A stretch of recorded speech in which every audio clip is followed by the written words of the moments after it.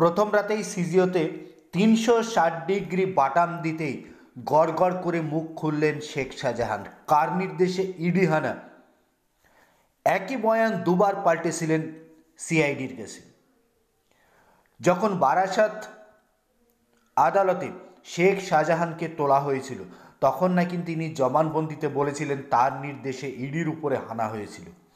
ভবানী ভবনে গিয়ে নাকি তিনি ১৮০ ডিগ্রি পাল্টি মেরে বলেছিলেন তিনি কার নির্দেশে ইডির হানা হয়েছে সেটা জানেন না, তিনি তার অনুগামীদের ফোন করেননি। একই ঘটনায় দুটি বয়ান। দীর্ঘ টানাপোড়েনের পর গতকাল রাত্রেই বাধ্য হয়ে সিবিআইয়ের হাতে রাজ্য পুলিশ শেখ শাহজাহানকে হস্তান্তর করে।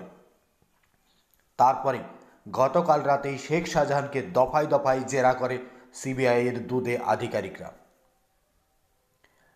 তারপরেই শেখ শাহজাহান আস্তে আস্তে মুখ খুলতে শুরু করেছেন, কারণ বাটাম পড়লেই যে গড় গড় করে সব বেরিয়ে আসবে সেটা কিন্তু সকলেরই জানা।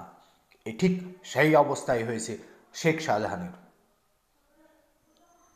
শেখ শাহজাহান ভাইপোর সব পোল খুলে গেল সিবিআইয়ের হাতে গিয়েই।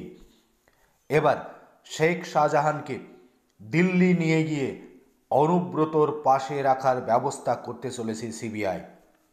লোকসভা ভোট শুরুর আগেই বা লোকসভা ভোট ঘোষণা হলেও সিবিআই তাদের এই কর্মপন্থা এগিয়ে নিয়ে যাবে। দিল্লি নিয়ে যাওয়া হচ্ছেই শেখ শাহজাহানকে, এমনটাই সূত্রের খবর।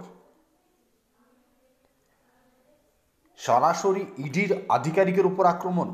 সন্দেশখালির ঘটনায় প্রায় ১৫০-রও ওপরে মামলা রয়েছে শেখ শাহজাহানের, সূত্রের খবর তেমনটাই। সেই সংক্রান্ত মামলাগুলোকে ট্যাগ করে একটি জায়গায় নিয়ে এসে সিবিআই সন্দেশখালির সমগ্র মামলার তদন্ত করবে। রেশন দুর্নীতি, যেটাকে জাতীয় স্ক্যাম হিসাবে ধরে সিবিআই ইডি তদন্ত করছে, সেই মামলাতেই শেখ শাহজাহানকে এবার দিল্লি নিয়ে যাচ্ছে সিবিআই।